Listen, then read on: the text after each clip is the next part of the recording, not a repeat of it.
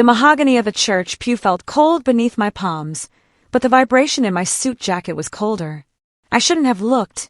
I should have kept my eyes on my mother's casket, draped in white lilies. But the persistent buzzing felt like a warning. I slid my phone out an inch. It wasn't a condolence text from a colleague or a flower delivery confirmation. It was an automated notification from the HR portal of Miller and Associates. My breath hitched as I swiped. Termination of employment, the subject line read. My eyes blurred as I scanned the body of the email.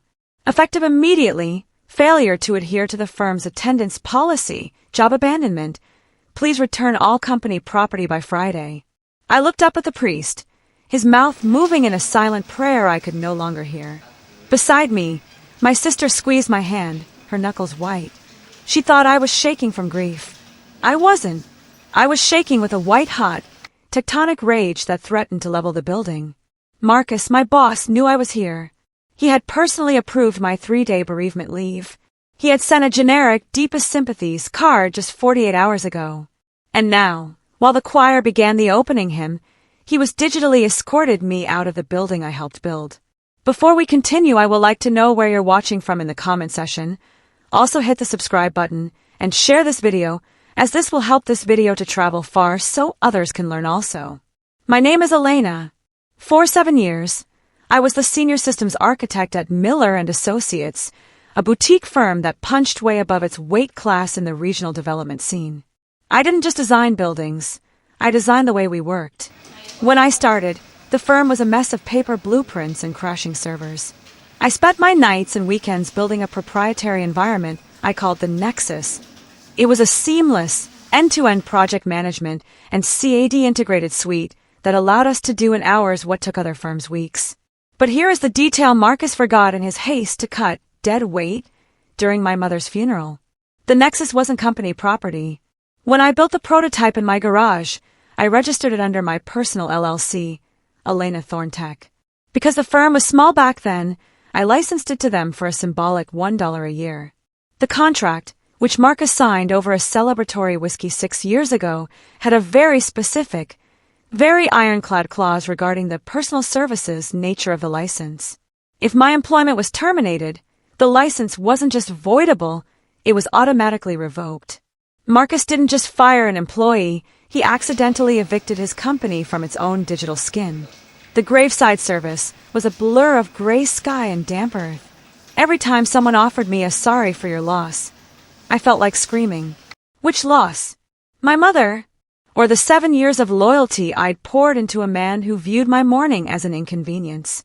After the last shovel of dirt hit the wood, I didn't go to the wake.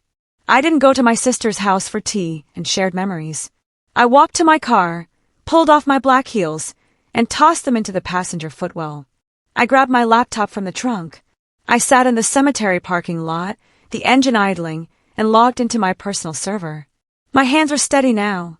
The grief hadn't left, but it had been neatly packed into a box, replaced by the cold, analytical precision that made me a great architect. I opened the master control panel for the Nexus. There it was, Miller and Associates.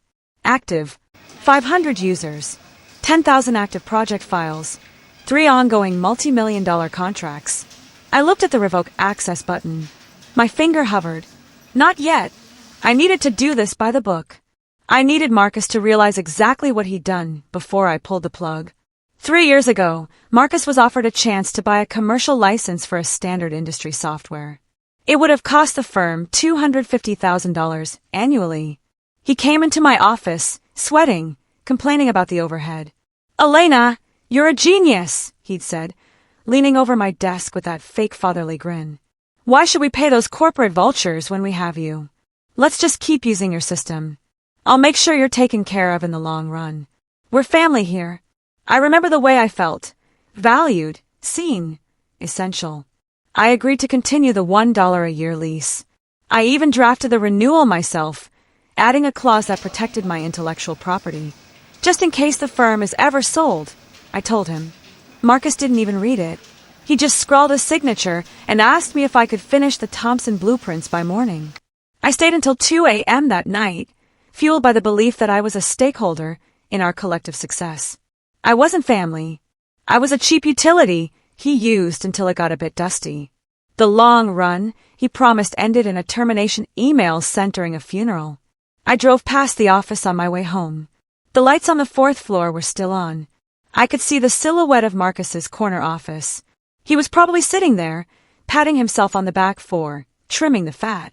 To him, I was just a salary on a spreadsheet, a salary that hadn't been productive for the 3 days I spent at my mother's bedside. He thought he could hire some kid for half my pay to run the system I created. He thought the system belonged to the desks and the chairs. I pulled over and checked my work email one last time before my access was cut. My inbox was already locked, but the account terminated splash page confirmed everything. He hadn't even called. "No, are you okay?" "No, we need to talk about your performance." Just a digital execution. I felt a strange, chilling calm. Most people would have called him, screaming, demanding an explanation. But I knew Marcus. He didn't respond to emotion, he responded to leverage. And currently, I was holding the only lever that mattered. I put the car in gear and drove home to prepare the most expensive "I quit" Marcus would ever read.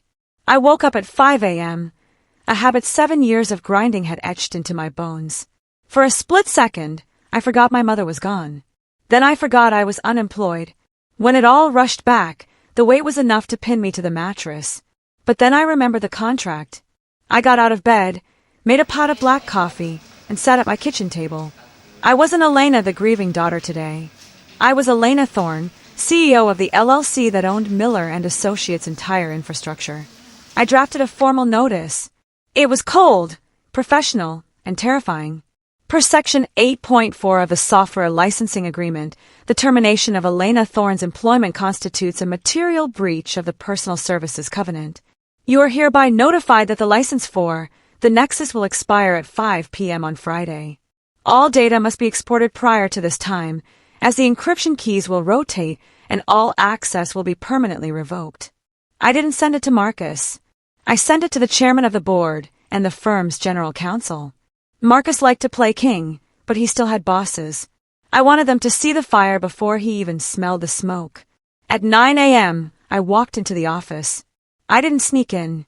I walked through the front door with my head held high, wearing the same black suit from the funeral. The receptionist, Sarah, looked at me with wide, pitying eyes. "Elena, I'm so sorry," she whispered. "About your mom and Marcus told us you resigned because it was too much for you."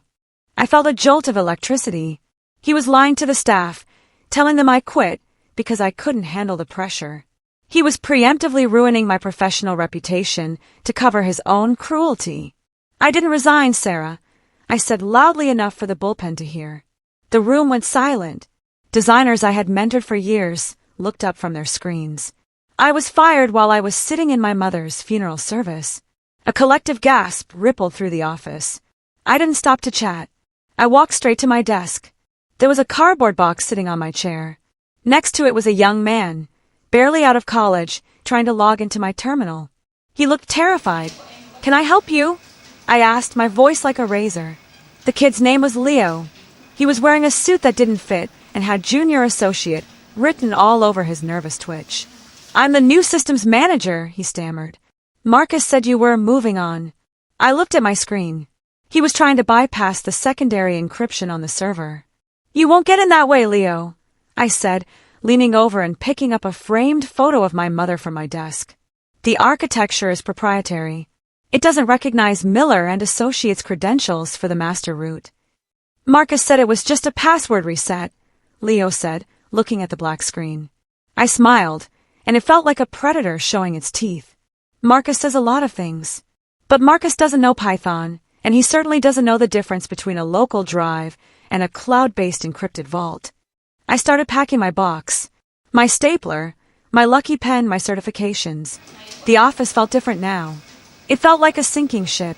I looked at the people I liked, the hard workers, and felt a pang of guilt. They were about to be caught in the crossfire of Marcus's ego. But I couldn't save them without saving myself first. "What are you doing here?" Marcus's voice boomed from the hallway. He appeared in the doorway of my cubicle, his face flushed a deep, angry red. He looked at the box in my hands and then at the silent office. He hated that I was making a scene. He wanted me to vanish quietly into my grief so he could rewrite the narrative. I told you to return your badge to HR, Elena. You're trespassing. I'm collecting my personal property, Marcus. Including the things you can't see, I replied. I stood up, holding my box. I was a head shorter than him, but I'd never felt taller. I saw the email. Firing me on bereavement leave? That's a new low even for you. Did you think I'd be too broken to notice? Marcus stepped closer, trying to use his height to intimidate me. It was a business decision. You weren't here. Projects were stalling. We need people who are committed. Now get out before I call security. I didn't blink. You should check your inbox, Marcus. The board already has. You have 72 hours until the lights go out. I was home for 20 minutes before my phone started blowing up. Marcus was calling. Every 30 seconds. I blocked his number. Then he tried calling from the office landline. Blocked. Finally, my Ring camera alerted me to a person at my front door. It was Marcus. He looked disheveled, his tie loosened. He was pacing my porch, looking at the camera. Elena! Open the door. What is this nonsense you sent the board? License revocation. You built that software on company time. It belongs to the firm. I didn't open the door. I sat on my sofa with a cup of tea and watched him through the app. I pressed the microphone button. Actually, Marcus, check the 2018 filing. The Nexus was built on my personal time, on my personal hardware, before the firm even had a server room. You signed the lease agreement. It's a personal services contract. No Elena, no Nexus. You have 48 hours left. Marcus started shouting something about lawyers and damages, but I just turned off the volume. I watched his mouth move for a few seconds before he kicked my flower pot and stormed back to his car. The next morning, I received an email from the chairman of the board, a man named Sterling who usually only appeared for Christmas parties. The tone was vastly different from Marcus's screaming. Dear Elena, we are deeply saddened to hear of your loss and concerned about the miscommunication regarding your employment status. We would like to invite you to an emergency session to discuss the continuity of the software license. They weren't saddened by my loss. They were terrified of their own. Without the Nexus, Miller and Associates couldn't produce a single technical drawing. They couldn't access the structural calculations for the $50 million Downtown Plaza project. They were essentially a construction firm that had forgotten how to use a hammer. I replied with a single sentence. I am unavailable for meetings as I am currently observing my bereavement period, a period Marcus deemed unnecessary. I wasn't going to make this easy for them. I wanted them to sit in the dark for a while and think about the man they'd put in charge of their most valuable asset. My LinkedIn messenger pinged. It was Leo, the kid they'd hired to replace me. Elena, please. Marcus is screaming at me to fix it, but the whole system is starting to lag. There are license expiring, pop-ups on every terminal in the office. The clients are calling. What do I do? I felt a flicker of sympathy for him. He was just a pawn in Marcus's game. But if I helped him, I'd be giving Marcus exactly what he wanted, free labor and a way out. I typed back, Leo, my advice is to update your resume. When that system goes dark on Friday, it's not coming back. Marcus didn't hire you to be a developer. He hired you to be a scapegoat. Don't let him ruin your career before it starts. I hit send and felt a weight lift. I wasn't being petty. I was being honest. The Nexus wasn't just code. It was a living organism that required my specific encryption keys to breathe. Without me, it was just a collection of useless ones and zeros. I went back to my mother's paperwork, feeling more at peace than I had in days. I spent the afternoon gathering every document. I had the original copyright registration from the U.S. Copyright Office. I had the 2018 lease agreement. I had the 2021 renewal. Most importantly, I had the email Marcus sent me 6 months ago where he refused to buy out the software for $2 million because he thought he could just keep using the lease forever. He had been so arrogant, so sure that I would never leave, that he'd handed me a loaded gun and then asked me to hold it to his head. I also found the logs. The Nexus tracked every login. Marcus had been accessing the system from his home computer at 3 a.m. for months. He wasn't working. He was trying to figure out how to copy the source code. But I'd built the system with a poison pill. If anyone tried to export the core architecture without my biometric key, It would shard the database into a million encrypted fragments. He'd been trying to steal my life's work while I was at my mother's bedside. That was the moment my sadness finally burned away, leaving only a cold, hard diamond of resolve. Friday morning. The air felt heavy. The firm had sent me 3 cease and desist letters via courier. My lawyer, a shark named Sarah, different from the receptionist, had sent back a single page, the signed lease agreement with a revocation clause highlighted in neon yellow. The firm's lawyers had gone silent after that. They knew Marcus was likely being raked over the coals by the board, and the thought brought a grim smile to my face. I checked the news. Miller and Associates had a press release out about the grand unveiling of the downtown plaza plan scheduled for Monday. That was the $50 million project. If they couldn't access the files, they couldn't present. If they couldn't present, they'd lose the contract and face massive penalties. Marcus had bet the entire company on the idea that I was too weak to fight back. He had 24 hours to realize he'd lost. I decided to take a walk in the park. For the first time in years, I didn't check my phone for work emails. I just watched the wind in the trees and thought about my mom. At 3 p.m., a black town car pulled up to my house. Sterling, the chairman, got out. He didn't bring Marcus.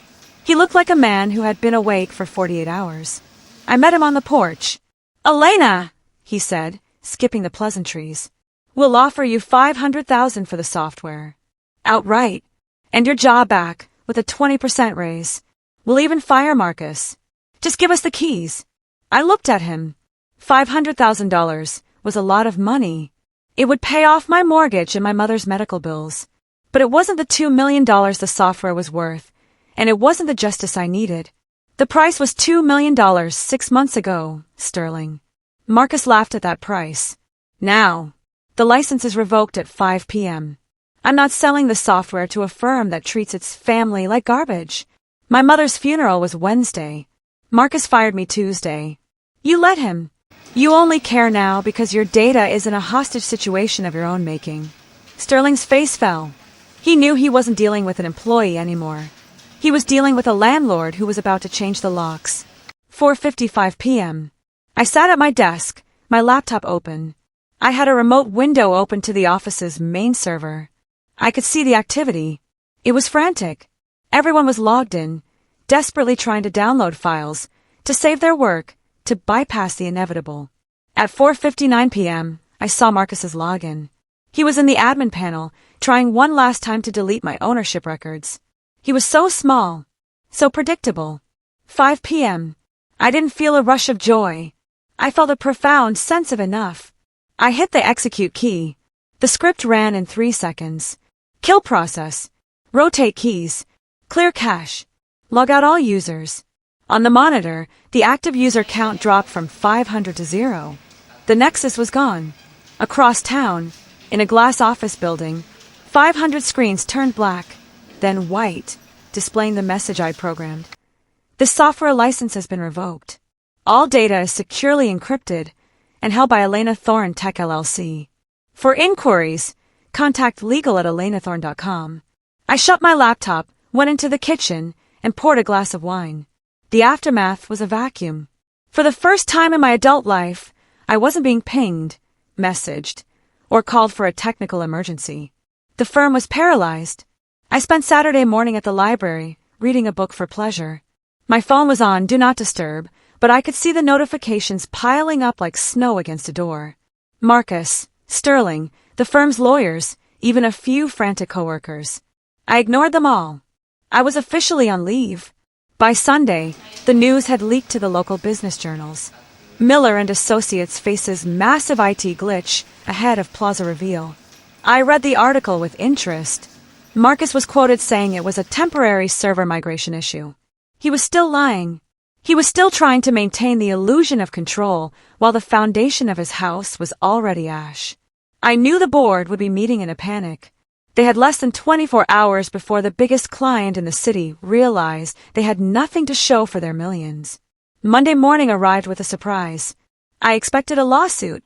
Instead, I got a knock on my door from the firm's biggest client, Mr. Henderson. He didn't look angry. He looked impressed. "Elena," he said, standing on my porch with a folder. I've been trying to figure out why Marcus was so desperate to keep me from talking to you. Now I know. He told me you were the one who broke the system. But my IT guy took one look at that splash screen and told me exactly what happened. You own the system. He was just renting. Henderson sat down at my kitchen table. He's been billing me for proprietary software maintenance for 5 years. Millions of dollars. If you own the software, and he was billing me for it as if he did, that's fraud, Elena. I hadn't even thought of that. Marcus hadn't just been cheap. He'd been skimming off the top of my work, charging clients for a maintenance he wasn't even performing. The leverage just tripled. I'm pulling the Plaza project from Miller and Associates, Henderson continued. They've breached their contract. But I still need the designs. And I still want the software. He looked at me, a sharp glint in his eye. What if you start your own firm, Elena? I'll move the entire contract to you. I'll pay for the license directly. And I'll bring enough capital to make sure you have the best office in the city. I don't want to work with a man like Marcus. I want to work with the person who was smart enough to beat him. I was stunned. I had planned to just walk away with my intellectual property, maybe sell it to a competitor. I hadn't planned on taking the whole kingdom. I don't have a staff, Mr. Henderson, I said. He laughed. Check your phone. I think you'll find you have about 40 people waiting for a call. I opened my personal email. It was flooded. The lead designers, the engineers, the architects, everyone Marcus had bullied for years. They weren't asking for their jobs back at Miller. They were asking to come with me. By Tuesday, Marcus was desperate. He sent a messenger with a handwritten note. He wasn't demanding anymore. He was begging. Elena, please. The board is going to sue me personally. I'll lose everything. My house, my reputation. I'm sorry about your mother. I wasn't thinking. Just turn it back on for 24 hours so I can export the Plaza files. I'll pay you whatever you want. He still didn't get it. He thought whatever I wanted was money. I didn't respond to the note. Instead, I sent a final message to the board. I told them I was willing to release the client data, the blueprints, the notes, the calculations, but only directly to the clients, not to the firm. I wouldn't hold the work hostage, but I wouldn't give the firm the tools to keep pretending they were functional. This was the final nail. Without the clients and without the software, Miller and Associates was just a lease on a building and a bunch of empty desks. Wednesday morning, 1 week after the funeral, I met with the board's legal team at a neutral site, a quiet cafe downtown. They were defeated. They had fired Marcus that morning for gross misconduct and fraud. They were liquidating the firm. They knew they couldn't win a legal battle over the software, and Henderson's departure had triggered a key man clause in their other contracts. The firm was over. They signed a document acknowledging my full ownership of the software and releasing any and all claims to my past work. In exchange, I agreed not to sue them for the skimming Marcus had done, provided they paid out a massive severance to every employee who had been laid off during the collapse. I wanted to make sure the people I cared about were taken care of. Sterling shook my hand, his face weary. You're a hell of an architect, Elena. In more ways than one. I thanked him and walked out into the sunlight. I saw Marcus one last time. He was loading a single box into his car in the parking lot of the office building. He looked 10 years older. When he saw me, he stopped, his face contorting into that old mask of rage. You destroyed a 30-year-old firm for what? A little bit of pride? You're a monster, Elena. I stopped and looked at him. I didn't feel anger anymore. I just felt a deep, profound pity. I didn't destroy anything, Marcus, I said quietly. I just took my things and went home.